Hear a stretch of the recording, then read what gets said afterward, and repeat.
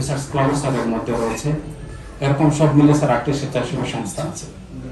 এর বাইরে স্যার এখানে চা শ্রমিকদের জন্য সরকারের পক্ষ থেকে একটা অনুদান দেওয়া হয়। 5010 জন চা শ্রমিককে পার হেড 5000 টাকা করে প্রতি বছর অনুদান দেওয়া হয়। অনেক সময় দেখি একজন অসুস্থ রোগী, যে জটিল অসুস্থ রোগী আবেদন করার একটা ক্যাটাগরি থাকে, সর্বনিম্ন বোধহয় 50,000 টাকা একটা ফান্ডিং হয় বা সেই মানুষ পায়। কিন্তু অনেক সময় আমরা দেখতে পাই ও আবেদন করার এক পর্যায়ে ও মৃত্যুবরণ করে। ও মৃত্যুবরণ করার পরে এই টাকাটা কি যদি ওর নামে পাস হয়, এই টাকাটা কি ওর উত্তরাধিকারী পায় কি না, এটা আমার একটু জানা নেই, একটু জানবো। আর আরেকটা বিষয় আমি অনুরোধ করবো সমাজসেবা কর্মকর্তাকে, যদি এরকম কেউ আবেদন করে তাহলে যাতে, এটা তো অবশ্যই সরকারি প্রসেসিং একটু লেট হয়, কিন্তু এই মানুষটা তো এক পর্যায়ে ধীরে ধীরে মৃত্যুর কুলে ঢুলে পড়ে। এই সহযোগিতায় এতিম দুস্থদের সেবা করতে পারতেছি। আমরা কৃতজ্ঞতা জ্ঞাপন করতেছি বাংলাদেশ সমাজসেবা অধিদপ্তরকে এবং আমাদের সমাজসেবা অফিসার জনাব আজাদুর রহমান স্যার সবসময় খোঁজখবর রাখেন। কিছুদিন আগে ডিডি মহোদয় স্যার আমাদের সমাজসেবা থেকে মৌলিয়ার থেকে আমাদের এতিমখানা পরিদর্শন করেছেন এবং সন্তুষ্টি প্রকাশ করেছেন।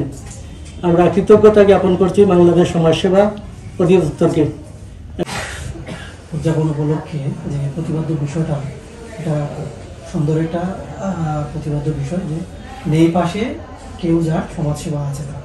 আসলে সরকারের যে কার্যক্রমটা, বিশেষ করে সমাজসেবায় যেটা আমরা বলতেছি, যে একজন মানুষ যে পরিমাণ মানে চাহিদা বা তার ব্যক্তিগত যে চাহিদা, সেটা হয়তো সরকার পূরণ করতে পারে না, কিন্তু উনি পাশে থাকতে পারে, পাশে থেকে যে সহযোগিতা করে, এটাই হচ্ছে সবচেয়ে বড় বিষয়।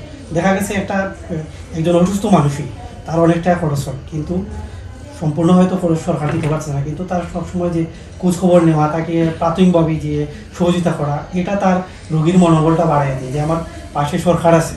এই বিষয়টা যখন সে মনে করে, তখন তার একটা আত্মসন্তুষ্টি আসে। আজকে জানছি, এখানে এসে শুনছি, অনেকে বলতেছেন সমাজসেবা থেকে অনেক সেবা পাইছেন, কৃতজ্ঞতা জানাইছেন, এটা জেনে আমি আনন্দিত। আমি দাবি রাখবো তাদের কাছে এই কাজগুলো যাতে সঠিকভাবে করা হয়। উপলক্ষে আজকের এই ওয়াকাথন ও মুক্ত আড্ডা এই অনুষ্ঠানে যারা উপস্থিত রয়েছেন সকলকে আমার আন্তরিক সালাম ও শুভেচ্ছা জানাই। আসসালামু আলাইকুম।